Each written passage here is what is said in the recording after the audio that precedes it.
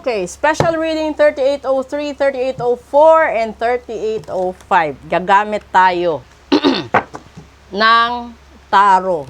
Diba? Alamin natin, ano yung may dudugtong ng tarot na information dito sa daily reading natin. Una, the Page of Pentacles. Pangalawa, Justice. And pangatlo, the Page of Wands. Aba! Okay. Ngayon, di ba? Grabe. Kasi yung katapat ng Page of Pentacles is itong greatness. So, ibig sabihin, may mga paparating na opportunities na pagkakakitaan ninyo. Di ba? Pero yung katapat ng shaman, wherein magic and creator, may justice. So, dito lalabas at papasok ang usapin ng karma. Kung naaalala ninyo, matatapos, no? Mamayang hating gabi, 11:59, pagpasok ng November 19, ando doon na. Yung iba, magkakaroon na ng bad karma for 16 to 20 years. Yung iba, magkakaroon ng good karma. Yung iba naman, masisentensyahan dahil dito. And then, yung iba, di po sinasabi ditong independent. Kung matatanggap mo ang kabiguan mo sa previous relationship mo, huwag kang mag-alala. May paparating na talagang nakatadhana para sa'yo. Eh, di ba maganda din? Ito, yung dalawa, itong Page of Pentacles and the Page of Wands, maganda. Kasi pera at pag-ibig. Ito yung laging problema ng kliyente ko. Kahit sa live ko, ito yung laging nare-raise na issue, the pera and the love life. Kaso nga lang, no, yung hindi maganda, itong justice.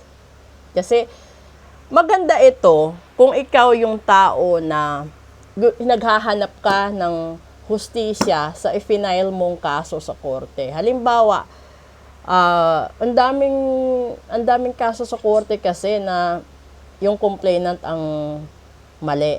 Yung iba naman na nanalo sa korte dahil sa ebidensya, 'di ba? Sa sapat na ebidensya at sa paglilitis. Ngayon, kung ito naman ay gagamitin natin sa pagkatao, no? Kung marami kang niloko, sinaktan, na traidor, at higit sa lahat kung ikaw yung tipo ng taong nakapatay or may pinapatay, ito yung karma mo. So, ibig sabihin, uusigin ka hanggang 20 years. Kung ikaw yung taong nagpagayuma, no?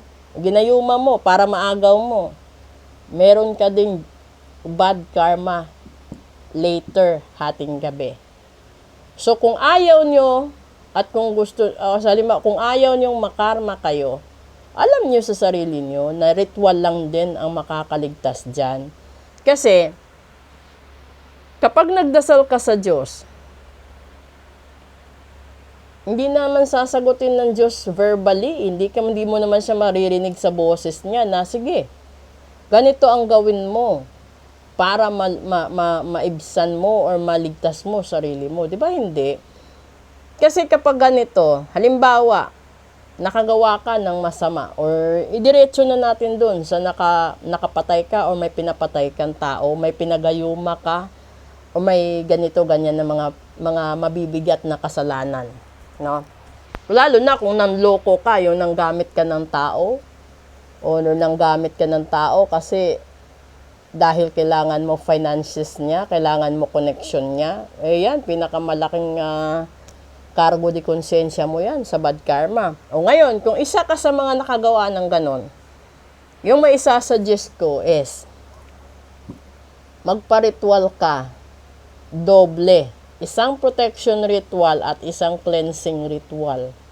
Yun yung mangyayari doon. I-cleanse yung kasalanan mo, magkakaroon yan ng pre-bargain sa Diyos. Na hindi mo na uulitin, dadasalan ka ng ganito, ganyan. Tapos, gagawa ka siyempre ng kabutihan sa kapwa in exchange of your sins. from other people. Ganun lang yun. Eh, tingnan mo ngayon, di ba papatay ka ng aso, ikakaso ka. Sa tingin mo, ang Diyos hindi ganun? Ganun din. So, kung pinatay mo